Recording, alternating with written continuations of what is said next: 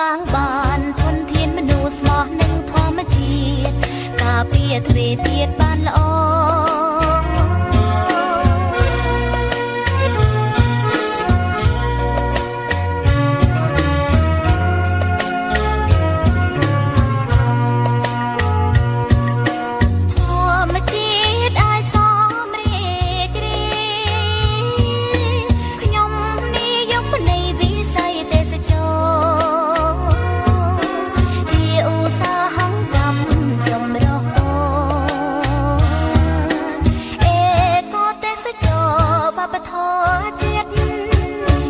ភ្នំព្រៃព្រឹកម្រឹងទឹកជ្រោះកោះខ្សាច់ឆ្នេរ